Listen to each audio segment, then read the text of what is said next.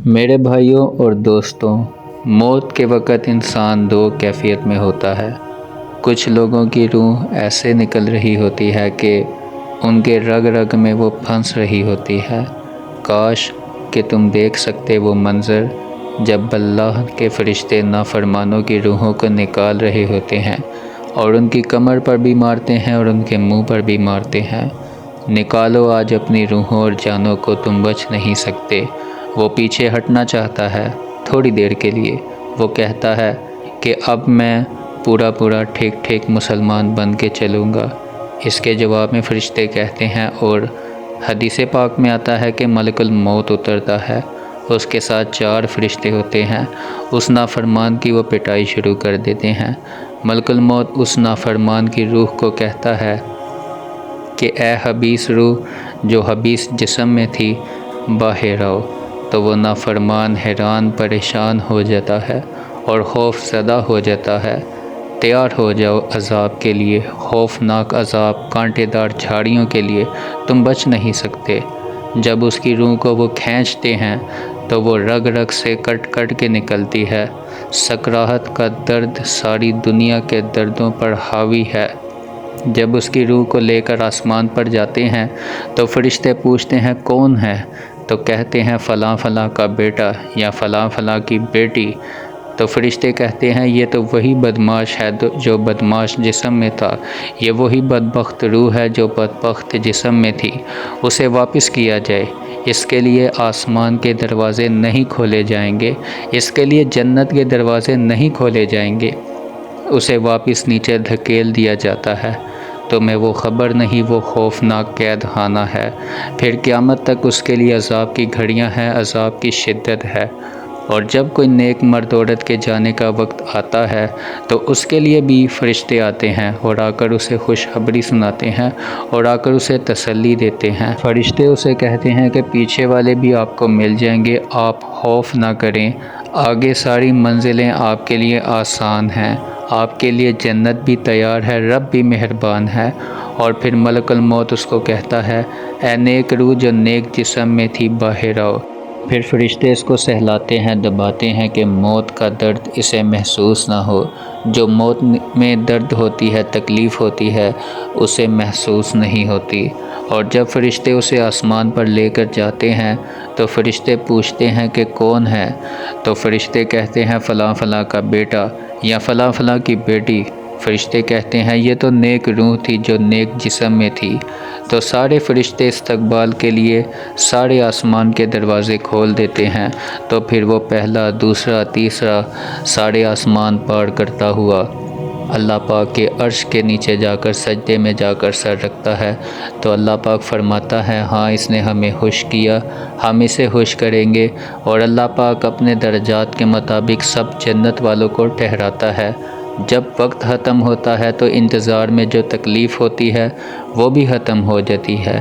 یہ 2 موتیں ہیں جو ہر انسان دیکھتا ہے، جب وہ جنت کے فرشتوں کا استقبال دیکھتا ہے یا جہنم کے فرشتوں کی مار اور پٹائی کو دیکھتا ہے۔ رابعہ بصری رحمۃ اللہ کا جب انتقال ہوا تو انہوں نے اپنی خادمہ کو بلا کر کہا کہ جب میرا انتقال ہو جائے تو کسی کو بتانا نہیں، پڑوس کے 3-4 آدمیوں کو بلا کر نہ میرا جنازہ پڑھا دینا۔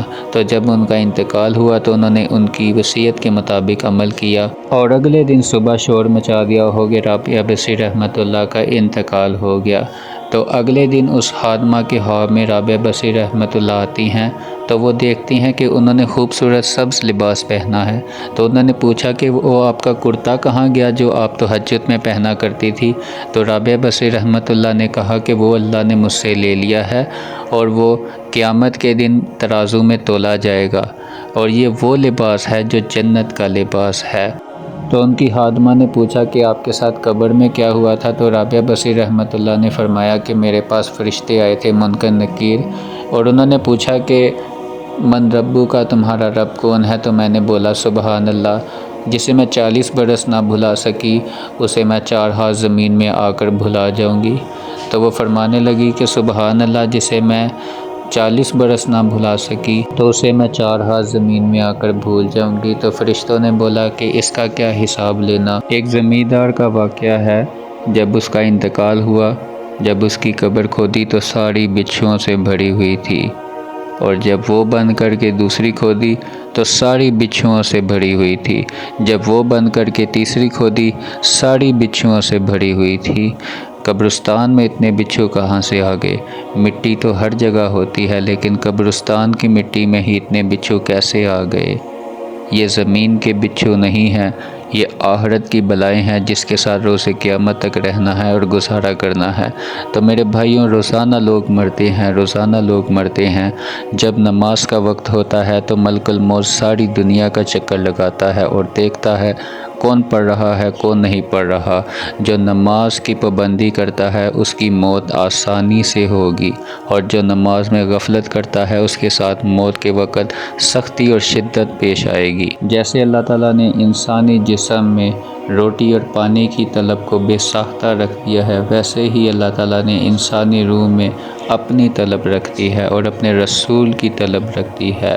آپ خود دیکھتے ہیں کہ سوتے سوتے پانی کی وجہ سے آنکھ کھل جاتی ہے، پیاس کی وجہ سے، اور سوتے سوتے بھوک کی وجہ سے آنکھ کھل جاتی ہے۔ جیسے اللہ تعالیٰ نے انسانی جسم میں روٹی اور پانی کی طلب کو بے ساختہ رکھا ہے، وہ روح جو اللہ اور اس کے رسول سے ناآشنا ہے، وہ کیسے خوش رہ سکتی ہے؟ وہ کیسے دنیا کو جی سکتی ہے؟ جب تک وہ وہاں تک نہیں پہنچ سکتی اسے چین نہیں آ سکتا، اسے سکون نہیں مل سکتا۔ روح کو ان چیزوں کی کوئی خبر نہیں۔ اب ایک انسان ہے، وہ کیا کہتا ہے، ایک عام لڑکا ہے کہ ہائے کاش یہ ہوتا، ہائے یہ ہوتا، تو میں تو ہائے نہیں کرتا، میں کیوں ہائے نہیں کرتا؟ دیکھو، ایک عام لڑکا تو جو نوجوان لڑکا ہے یا لڑکی ہے، وہ اپنی روح کی پیاس کو کہاں کہاں بجھانا نہیں چاہتے۔ وہ اپنی روح کی پیاس کو شراب میں بجھانا چاہتے ہیں، وہ اپنی روح کی پیاس کو لڑکی میں بجھانا چاہتا ہے یا لڑکے میں بجھانا چاہتا ہے، وہ اپنی روح کی پیاس کو دنیا کے رانائیوں میں 5 اسٹار ہوٹلوں میں بجھانا چاہتا ہے، وہ اپنی روح کی پیاس کو گھنگرو میں، پائل میں، چھنکار میں بجھانا چاہتا ہے۔ روح کو ان چیزوں کی کوئی خبر نہیں۔ روح کو کیا پتہ کہ عورت کیا ہے، پائل کیا ہے، گھنگرو کیا ہے، چھنکار کیا ہے؟ روح کو ان چیزوں کی کیا خبر؟